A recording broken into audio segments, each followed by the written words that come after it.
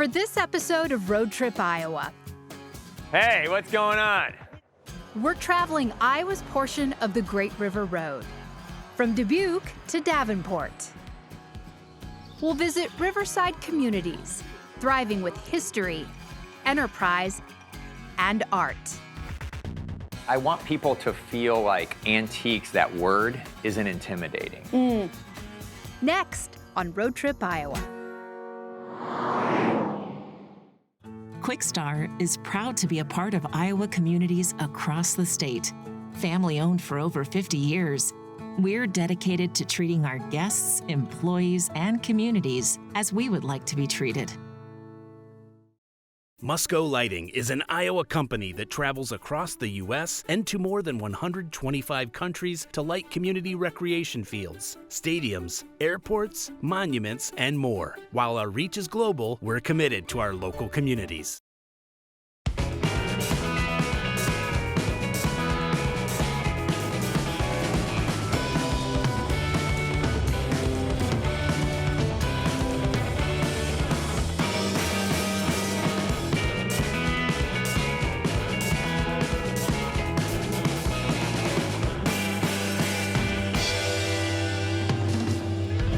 The Great River Road is a national scenic byway that covers 3,000 miles along the Mississippi River, from Minnesota all the way down to the Gulf of Mexico. This scenic drive covers Iowa's entire eastern border. Today, we're traveling from Dubuque to Davenport.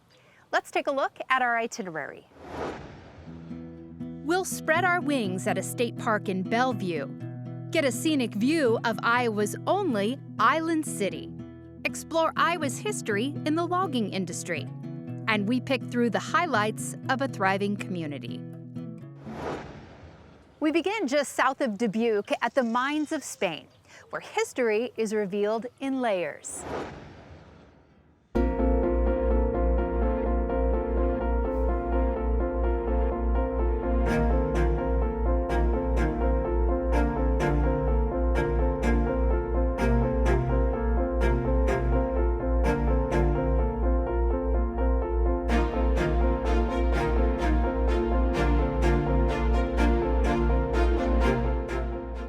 The Great River Road offers no shortage of American history for travelers to explore, and there is plenty to be dug up at the Mines of Spain recreation area just south of Dubuque.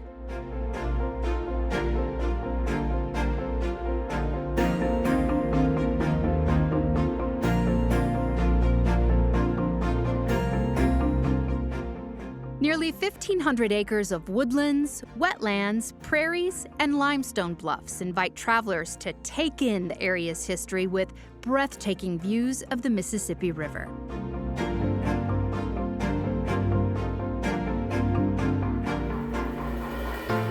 The earliest known settlements in the area date back to prehistoric times. More recently, Native American tribes like the Meskwaki settled the area, mined for lead, and developed trade routes along the Mississippi River.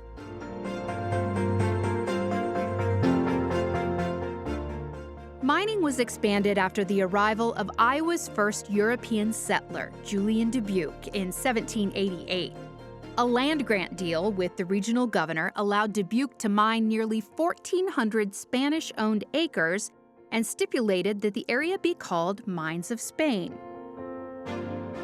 The mines proved crucial during wartime, providing lead for munitions from the American Revolution to the Civil War.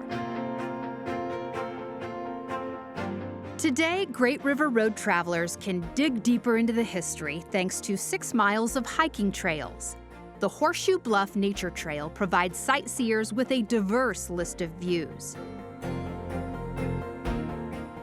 From wetlands and prairies to towering limestone bluffs and scenic overlooks.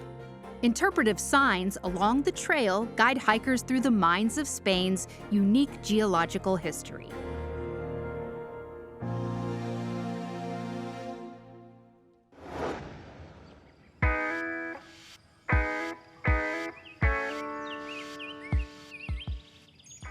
Travelers craving beautiful scenes along the Great River Road can find a plethora of views at Bellevue State Park. The park has been in existence since the 1920s and is a direct result of Jackson County residents wanting to preserve the beauty of the area. They actually raised $5,000 as a community to purchase this land, and it was originally, I think it started at 37 acres, and they took it to the Conservation Commission, or the board, state of Iowa, and they said, we'll sell it to you for $1. So the state purchased it for $1. Divided into 2 units, Nelson and Dias, the park invites visitors to explore the historical landscape with 8 miles of walking trails. If you can wake up between, it depends on the time of year, but probably 4 or 5 o'clock in the morning, you can get a nice, pretty sunrise. And then sunsets, again, are gorgeous as well. The Jackson County bluffs and the terrain that we have, unique terrain, I should say, that we have around here. You're gonna go down into valleys and you're gonna come up the bluffs. So it's very pretty, awesome trails that we have.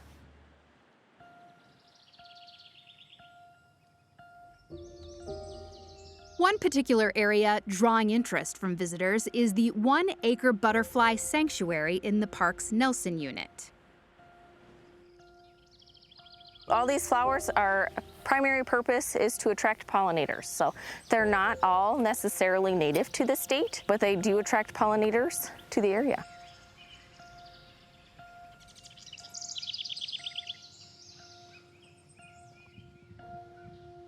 Some species of butterflies will actually utilize specific plants. We'll take example, the monarch butterfly. It will use the milkweed seeds or milkweed plants. Comes over, pollinates them. Milkweed, unfortunately, to all others are considered poisonous. So the monarch kind of thrives on that one plant. They'll lay their eggs. Their eggs thrive off of the milkweed flower or the plant itself. And they create their little chrysalises, and then we have monarchs. Run primarily by volunteers, the garden's mission promotes Iowa's historic prairie landscape and encourages travelers to understand the importance of bees, butterflies, and other pollinators. We're creating a space for pollinators. Pollinators are great, so imagine everything that you eat around here has to be pollinated, especially in your garden, to produce any kind of fruit. So think of raspberries have to be pollinated. They start off with a flower. Anything in your grass that grows, like clovers, pollinated by bees. So flowers are also pollinated not only by butterflies, but bees, ants, moths. They'll pollinate some. So pollinators are important.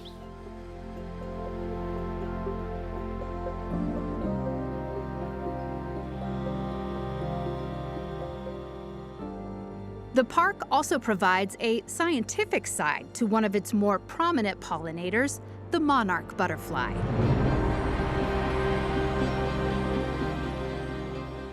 When you come to visit us, we have different species that kind of visit. So we have up to about 60 species of butterflies that come and visit our area. A lot of them might be the little smaller ones that you don't necessarily see on a day-to-day basis, but as they come through, monarchs are a very prevalent one. We do some tagging here.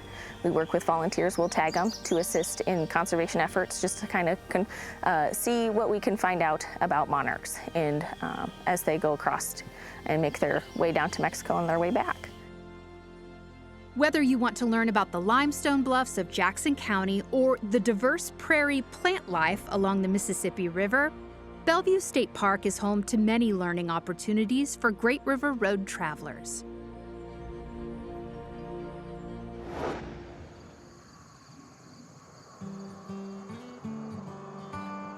Treasures along Iowa's portion of the Great River Road come in all shapes and sizes, each with a unique story to tell. One of the tales found in Jackson County is Iowa's only island city, Sabula. Established in 1835, Sabula attracted industry with its proximity to the Mississippi River.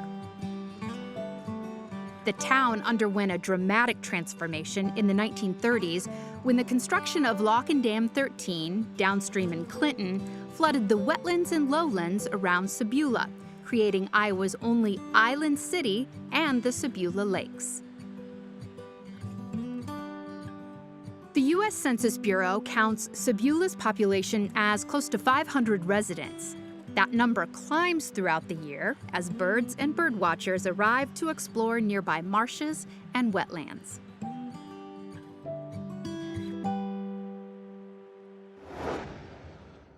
Clinton, Iowa was once known as the lumber capital of the world. The titans of this local industry were known as lumber barons. Thanks to our next stop, you can learn their story straight from the source.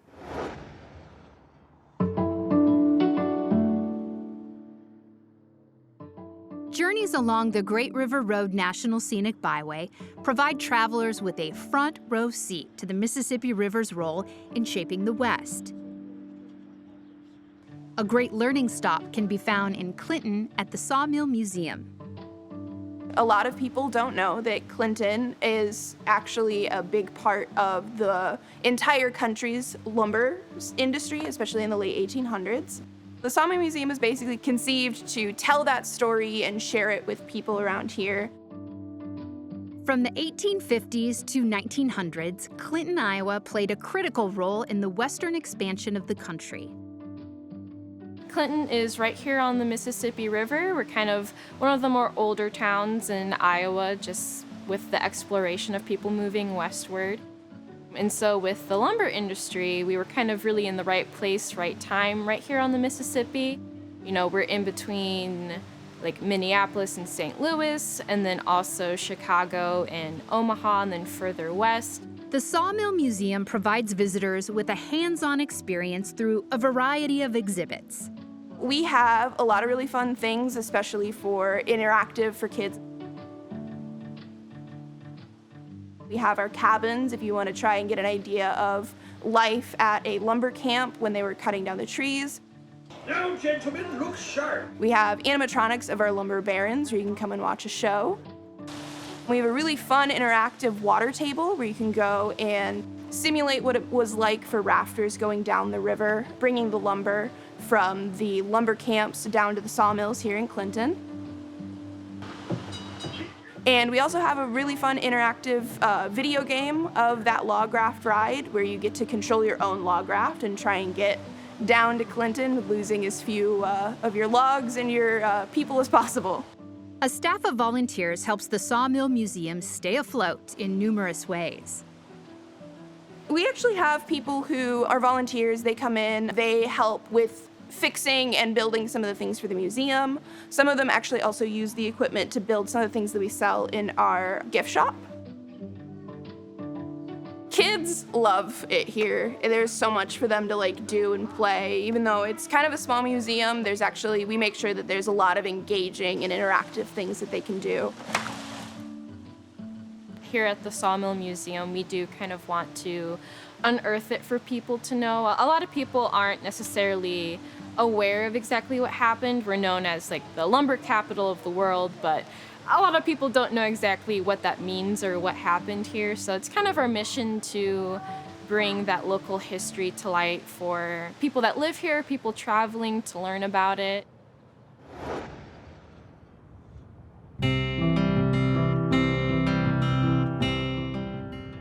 For over 30 years, people have been visiting the Clinton area Showboat Theater for summertime shows.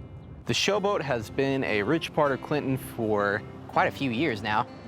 It's not just the community that's invested in this place, but it's a lot of our returning individuals who really like this place.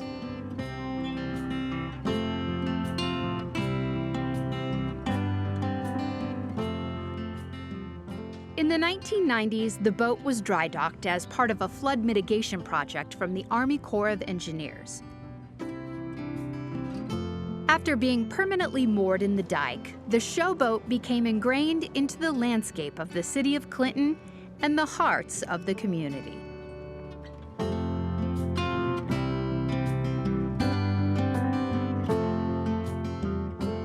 It's kind of encouraging to see a community, take ownership of this unique theater space that we have.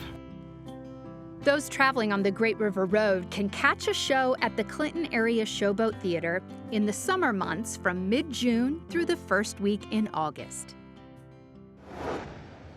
Named for the town's famous son, Buffalo Bill Cody, Cody Road in LeClaire is a great place for travelers to stop and stretch their legs.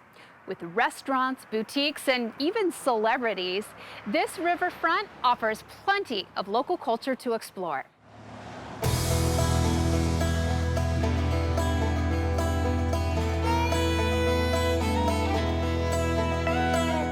Nestled next to the mighty Mississippi, this historic town experienced a revitalization in the early 2000s thanks to a shared community vision. Hey, what's going on? He's got a couple Harleys for sale. Okay. To learn more, we turn to Mike Wolf, host of the long-running TV show American Pickers, whose energy and innovation helped put this small town on the world stage. So this is antique archaeology. This is random chaos. You got a lot going on in here. You know, that's the biggest thing. We don't have a lot of square footage. And a lot of people, when they come in here, they're like, oh my gosh, it looks so big on the show. And I'm like, well, there's big ideas here. I want people to experience some of the things that I have over the years. And so when they see me pulling something like this out of a barn, like this old Indian, they don't ever get a chance to actually see it and touch it. And I think that's intriguing to a lot of people. Right now, the show's in 63 countries. And so we get people from literally all over the world. Since we're so close to Chicago, they can fly into there, and then they travel on I-80. And so downtown LeClaire here, this area, we're only 1.5 miles off of I-80. So we're drawing a lot of people. And that's a huge thing for me because, I was involved with city council and I was on the tourism board, and I understand how all of those things have to plug into our downtown, our Main Street to make that happen.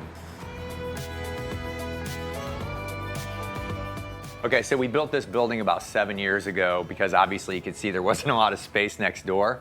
And, we did brick walls inside, the ceiling's pickled, there's a lot of natural light. And I wanted to kind of create a space that like the things that, the areas that I find things in. Mm-hmm. Yeah, I want people to feel like antiques, that word isn't intimidating. Because when you say that word, they're like, well, I don't know anything about that. That sounds expensive, or I don't really know what to pay. And so that's what you want for people who come here. You want that experience for them of being able to see some of these finds and see what's out there. For that short little moment that we have people's attention, I want to be impactful. That impact has helped create a momentous movement of new establishments along Cody Road. LeClaire has a lot of really unique things to offer. One, we are right on the Great River Road. Our main street's right on it. We have retail shopping. We have a lot of great restaurants. We have wine bars. We have a distillery. We have a brewery. All that's going on. But the best thing that we've got is we have no levee. We have no dam walls. You can literally walk down to the shore and dip your toe in the water. The river, you have full access. You have full access of this river visually, which is really incredible. Yeah, and not a lot of places have that, right? So you could go all the way to McGregor, down to Keokuk, and it would be difficult to be on Main Street and be right on the river. Buffalo Bill played here as a child. We have the Buffalo Bill Museum. We have one of the last wooden-hulled paddle wheel boats on display in that museum that worked on this river. There's just so much tremendous amount of history here. This place right here is beautiful. This LeClaire River Loft. So you can stay right downtown above a coffee house with a big porch and look out over all of this in the morning and kind of take it all in. Let's go and take in a few other things that LeClaire has to offer. Our first stop, the Mississippi River Distilling Company, which has become a popular spot along the Great River Road. For some reason, when we came down Highway 67 and hit that bend in downtown LeClaire, and you see the streetlights and you see the river and the antique downtown, it was just like, oh, this belongs here. This is the place. The distillery brought something new, from antique shops and clothing stores, things like that. It then kind of led itself to some more of that stuff. Boom, we get a brewery next door. We have a winery down the street right now. We call it Libations Lane now, that you can walk from all three, and it just brings an atmosphere and an energy when you can bounce around. And then it provides for great nightlife with the restaurants and things like that we have going. So the rising waters float all the boats.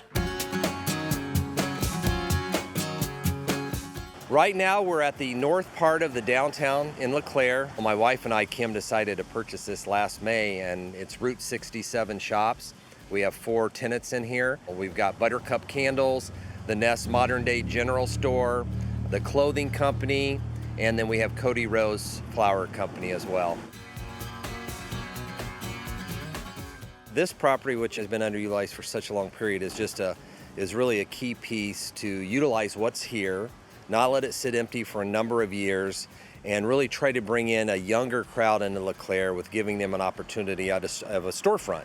Mike and I are stopping in at his friend's shop in a building he helped restore. Emily! Hey! We have a visitor in town. This is a cool place. And I wanted to show her your store because it's so incredible. Yeah. What is this? Where are we? This is Emily Found It. It's my vintage boutique. I restored this building, and while I was restoring it, Emily and I have worked together for 12 years, and she would come down and she'd take pictures of the building, and then she's like, the building's so cool, it's so cool. And then one day she came to me and she's like, it's so cool, I want to quit. And I want to open my own store. And I was like, what? You know, and so she's been doing it, and I love it. LeClaire is part of the Great River Road. Why do you think people should stop here? So LeClaire really has a lot of tools in their toolbox when it comes to tourism and bringing, the masses to our town and to the Great River Road here. And I think, just being a small bit of that, having a shop here that specializes in vintage and kind of unique off-the-wall items, it kind of just brings this whole experience into a clearer picture. Does small town matter? Like, this is authentic. This is what people want. If you want to come down and meet the guy who made your whiskey and talk to the lady who ordered these clothes and did this and that curated these knickknacks that you're buying and these antiques, and talk to the chef and all those, that happens in LeClaire. That happens in places like this. And rural Iowa can offer something that no city in the country can when we put our best foot forward.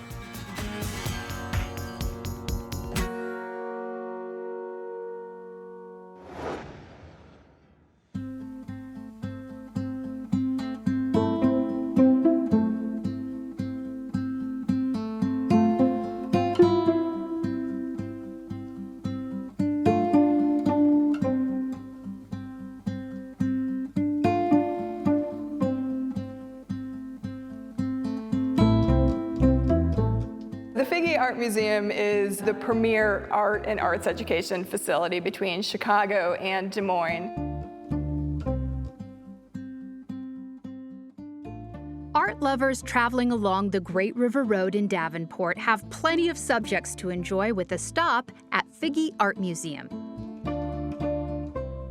Our building is home to one of the Midwest's finest art collections. We present over 20 world-class exhibitions each year, covering all time periods, media, and subject matter.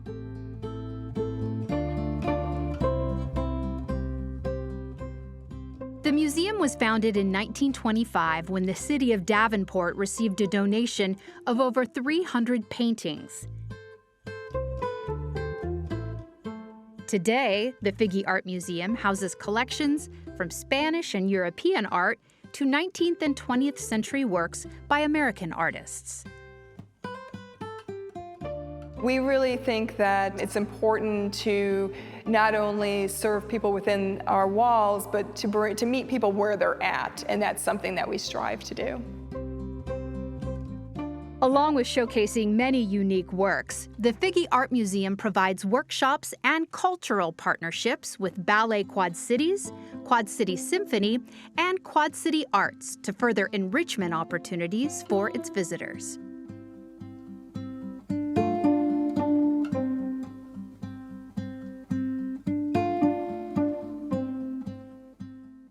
The museum is also the repository for the works of a famous Iowa artist. Grant Wood was one of the most well-known regionalist artists, and we're of course lucky enough to have the Grant Wood archive here.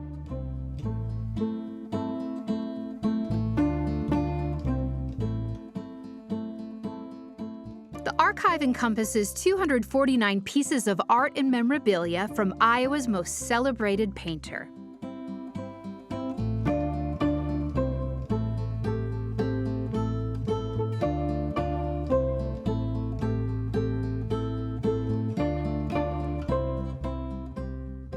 We at the Figge believe that art is for everyone, and so we design our exhibitions and our programs to be inviting and inclusive. From natural history to arts and culture, the Great River Road offers the perfect path to explore Iowa's quaint riverfront communities. We mined history lessons in Dubuque, learned logging firsthand from Iowa lumber barons, experienced the vibrancy of river communities, and visited modern art in one of Iowa's founding cities. We hope you discovered something new on the Great River Road and feel inspired to get out and see it for yourself. For more on the culture, history, and landscapes along Iowa's scenic byways, join us next time for Road Trip Iowa.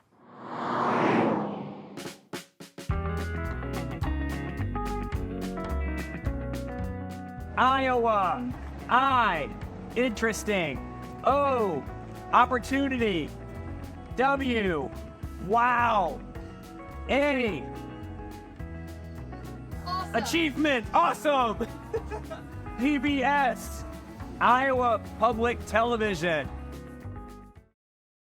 Quickstar is proud to be a part of Iowa communities across the state. Family owned for over 50 years, we're dedicated to treating our guests, employees, and communities as we would like to be treated. Musco Lighting is an Iowa company that travels across the U.S. and to more than 125 countries to light community recreation fields, stadiums, airports, monuments, and more. While our reach is global, we're committed to our local communities.